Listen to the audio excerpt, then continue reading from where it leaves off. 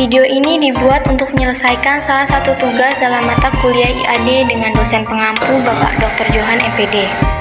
Kami dari kelompok 5 terdiri dari 4 anggota kelompok yang masing-masing bekerja sama dalam memenuhi tugas dengan judul materi, hakikat nilai, norma, moral, dan hukum. Sebelum kami memasuki ke pembahasan yang lebih lanjut, izinkan kami memperkenalkan diri kami terlebih dahulu.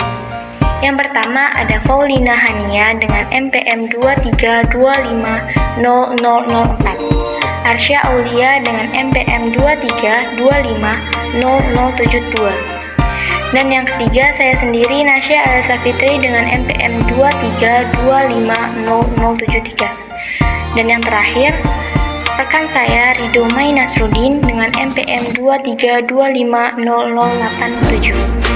Baiklah, kami dari kelompok 5 akan mempresentasikan materi yang berjudul hakikat nilai, norma, moral, dan hukum.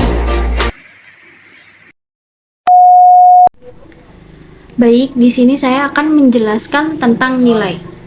Nilai dapat diartikan kualitas dari sesuatu atau harga dari sesuatu yang diterapkan pada konteks pengalaman manusia. Nilai dibagi menjadi dua bidang. Yang pertama, nilai estetika, yang kedua, nilai etika. Apa itu nilai estetika? Nilai estetika adalah keindahan atau sesuatu yang bisa dinikmati oleh manusia. Sedangkan nilai etika adalah perbuatan atau akhlak yang kita lakukan kepada orang lain. Noto Negoro dalam Wagiman mengatakan bahwa nilai dibagi menjadi 3. Yang pertama, nilai material. Nilai material adalah sesuatu atau segala sesuatu yang berfungsi bagi manusia untuk jasmani mereka. Yang kedua adalah nilai vital. Nilai vital yaitu segala sesuatu yang berguna bagi manusia untuk melaksanakan aktivitas. Yang ketiga adalah nilai kerohanian. Nilai kerohanian yaitu segala sesuatu yang berguna bagi manusia. Di sini saya menyebutkan 5 fungsi dari nilai di kehidupan sehari-hari. 1. Sebagai faktor pendorong, maksudnya nilai yang berhubungan dengan cita-cita dan harapan. Yang kedua, sebagai alat untuk menjadi solidaritas atau menjaga solidaritas. Yang ketiga, petunjuk arah yang berkaitan dengan berpikir. Yang keempat, dapat mengarahkan masyarakat dalam berpikir dan bertingkah laku. Yang terakhir, benteng perlindungan untuk menjaga stabilitas budaya dan masyarakat.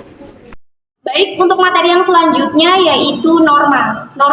Norma yaitu pencerminan dari kehendak suatu masyarakat dilakukan dengan membuat pilihan antara tingkah laku anggota masyarakat, dilakukan dengan membuat pilihan antara tingkah laku yang disetujui dan tingkah laku yang tidak disetujui. Pilihan itulah yang kemudian akan menjadi norma dalam masyarakat. Norma memiliki 2 arti. Yang pertama yaitu peraturan atau ketentuan yang mengikat semua warga masyarakat. Yang kedua, aturan yang baku atau ukuran untuk menentukan sesuatu. Norma merupakan suatu acuan atau patokan yang diterima secara umum. Nah, jangan salah lagi. Baik secara sukarela maupun tidak. Untuk menilai seseorang atau sesuatu benar atau salah suatu perbuatan, norma berguna untuk menilai baik buruknya tindakan masyarakat sehari-hari. Namun, sebuah norma bisa bersifat objektif dan subjektif. Norma yang bersifat objektif yaitu norma yang dapat diterapkan secara langsung apa adanya. Sedangkan norma yang bersifat subjektif yaitu norma yang bersifat moral dan tidak dapat memberikan ukuran atau patokan yang memadai. Oke, kemudian terdapat beberapa norma dalam masyarakat, diantaranya yaitu 1. Norma agama, yang kedua norma kesusilaan, yang ketiga norma hukum, yang keempat norma sosial.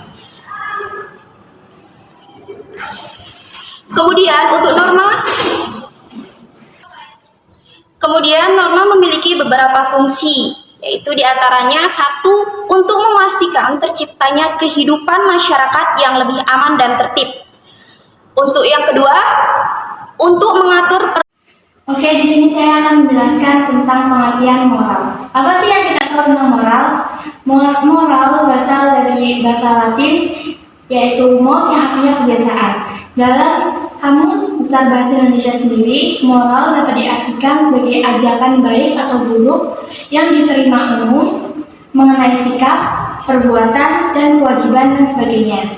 Nah, dalam buku yang berjudul Etika karya Bergman mengatakan, moral merupakan nilai-nilai atau norma-norma yang diberikan kepada seseorang atau kelompok agar melakukan suatu perbuatan yang baik atau buruk. Nah, di sini ada beberapa fungsi dari moral.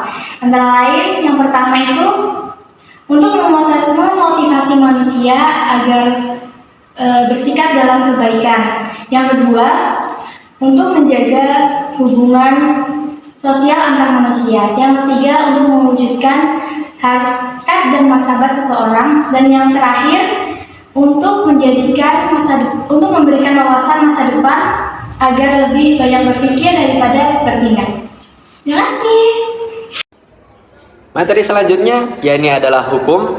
Apa sih hukum itu? Jadi, hukum itu adalah peraturan atau adat yang secara resmi dianggap mengikat, yang diresmikan oleh penguasa ataupun pemerintah, serta larangan-larangan yang mengurus tentang tata tertib suatu masyarakat dan harus ditaati oleh masyarakat tersebut.